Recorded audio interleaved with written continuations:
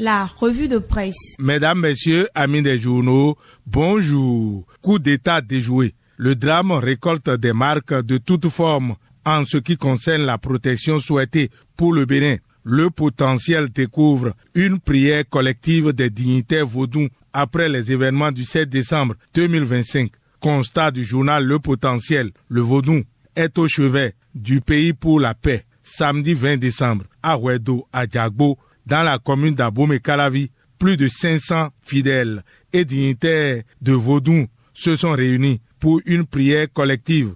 Le message est simple. La paix compte, la vie avant tout.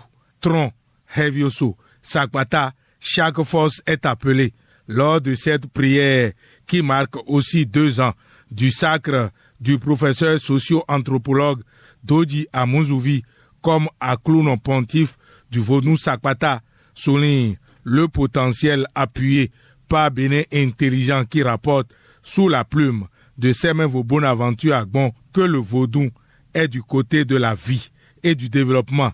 Plus de 500 fidèles et dignitaires du vaudou prient pour talon et la paix à l'initiative de Baba Avima Djenon, qui n'est que le professeur socio-anthropologue Dodji Amuzouvi, à en croire Bénin Intelligent. Prière pour le Bénin. C'est ce que font les protestants méthodistes et les institutions, rapportent le Matinal et le Télégramme. Les églises protestantes et les institutions prient pour la paix. Note Bénin Intelligent. C'est cette situation qui a fait parler le chef d'état-major général des forces armées béninoises, Fructueux Gbagidi, qui rassure les uns et les autres. L'ordre est rétabli dans les casernes, rapporte l'événement précis et le matin, qui souligne que le général Fructueux Gbagidi certifie que l'ordre est rétabli dans les casernes. Le Matinal l'a entendu déclarer, je cite, « Ce qui nous est arrivé est regrettable. Une déclaration du président Talon sur le coup d'État déjoué et la révision de la Constitution alimente plutôt la une de l'événement précis. Le temps de l'action est plus long que le temps politique, a-t-il dit lors des échanges avec les hommes des médias. L'intégralité de ces échanges est exposée dans les colonnes du journal fondé par Dr Gérard Agoyon. L'événement précis, ce qui est sûr, le Bénin après le push manqué reste solidement debout et la presse du jour trouve que le Bénin rassure l'ONU. Aucune liberté fondamentale n'a été suspendue. La marche vers les scrutins généraux reste irréversible et témoigne de la continuité de la vie des institutions au Bénin. À cet effet, Quotidien Le Meilleur, journal fondé par Firmin Gbekan, appuyé par la presse du jour, ont entendu le président Louis Gbéounou Vlavonou lancer un appel pour des élections apaisées. C'est lors du culte du Conseil œcuménique chrétien des églises du Bénin. Louis Vlavonou plaide pour la paix, le civisme et invite à l'unité, souligne le matin à sa convention annuelle. L'église de Pentecôte passe un message de modération et de paix, relève Bénin Intelligent. C'est sur un autre front religieux que notre époque de Hervé Khessou constate que pour le jubilé d'or de l'ordination sacerdotale et le 40e anniversaire de la naissance de Songhai, le président Louis Gbéounou Vlavonou renouvelle sa proximité priante au père Godfrey Nzamudjo. Dans l'emblème du jour, le fan club Romiad Wadaï implore la paix et appelle à l'intensification des prières à Abomey. Et c'est dans cette ville historique que l'installation des structures et des activités du fan club Romiad Wadaï a été une réalité. Informe l'emblème du jour. Les communes du Zou vibrent aux couleurs du fan club Romiad Wadaï et sur KPFM.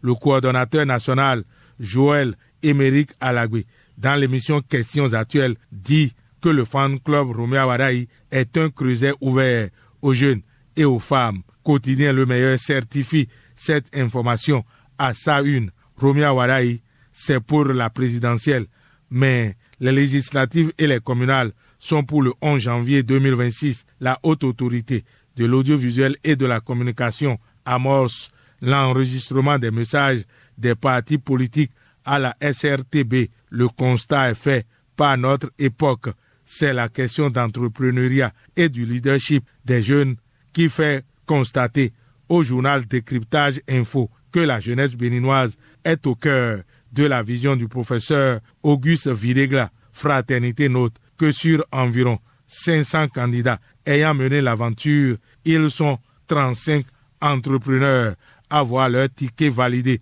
pour la grande finale de l'édition 2025 du concours Best Young Manager, une initiative portée par le professeur Auguste Videgla qui vise principalement la promotion et l'accompagnement des jeunes talents managériaux et entrepreneuriaux du Bénin, offrant visibilité, formation et tremplin pour leur carrière, une carrière qui leur donnera ainsi leur emploi, renchérit Fraternité dans le pays émergent, un creuset de journalistes se préoccupant des sujets relatifs à l'emploi est porté sur les fonds baptismaux. Le Réjosège voit le jour pour mieux éclairer sur l'emploi des jeunes au Bénin.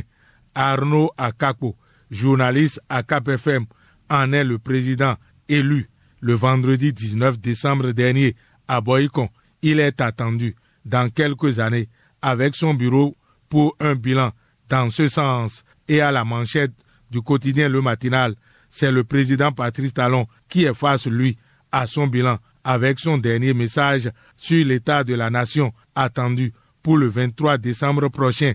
Patrice Talon devant les députés ce mardi 23 décembre pour son message sur l'état de la nation informe Le Progrès. Il évoquera sans doute le point relatif à la qualité des soins de santé. Des recommandations à ce niveau sont données pour renforcer la sécurité des patients, à en croire la nation. Le Progrès souligne que les travaux sont lancés à Cotonou avec des objectifs clairs et précis au congrès annuel pour la sécurité des patients et la qualité des soins. Santé Tribune de Bruno Ressou confirme que cette marche vers un système de santé performant et sécurisé est engagée. Dans Fraternité et Le Matinal, la campagne de vaccination contre le cancer du col de l'utérus se poursuit jusqu'au 31 janvier 2026. C'est pour le financement du secteur de la santé que le Bénin est dans un effort en progression. Le constat est fait par Santé Tribune qui met en relief l'utopisme de la déclaration d'Ajouba, une déclaration qui est un engagement pour mobiliser les ressources nationales afin de faire de la santé une priorité de développement. Le handball est aussi une priorité du développement dans le milieu sportif et l'aventure se poursuit pour Dr Aremou Manzourou. Il est plébiscité président de la Confédération africaine de handball. C'est au 24e congrès ordinaire électif, constate Matin Libre appuyé par Le Matinal. Au Maroc, c'est la CAN qui a démarré avec la victoire du Maroc face aux îles Comores, rapporte la presse du jour. Un démarrage tout feu, tout flamme, souligne La Nation. Visa Info de Ambroise Zinsou constate, lui, que le Maroc lance sa CAN. Et c'est à ce rendez-vous que Patrice Motsepe, président de la CAF, annonce qu'à partir de 2029, la CAN se jouera désormais périodiquement sur 4 ans. Voilà qui sort Visa Info de ses gonds. Le journal de Ambroise Zinsou trouve que cette compétition identitaire est ainsi dénaturée avec cette nouvelle option. Une CAN insipide pour Visa Info donc. Cette information plutôt est heureuse pour les cotonculteurs béninois, avec le Bénin devenu pilier africain des importations de coton du Bangladesh, rapporte Décryptage Info. Fraternité va dans le milieu judiciaire pour faire une révélation autour de Tchabi Yahi, l'un des enfants de l'ancien président de la République, Boni Yahi. Il est encore au cœur des enquêtes liées au coup d'État déjoué. Une carte SIM enregistrée au nom de Tchabi Yahi aurait été utilisée lors des préparatifs de l'opération visant la déstabilisation du Bénin. Bien que Tchabi Yahi n'utilise plus la carte, cette ligne téléphonique aurait servi à des échanges stratégiques, révèle Fraternité. C'est une révolution bleue qui alimente la manchette du journal Le Matin. L'eau potable jaillit pour des milliers de foyers du Borgou et de la Libori. Le gouvernement gagne son pari de délivrance sociale, renchérit Le Matin. Fin de cette revue. À la prise de son, Fatih Wahoyon, réalisation et présentation, Lucien Dossou. Agréable journée à toutes et à tous. C'était la revue de presse.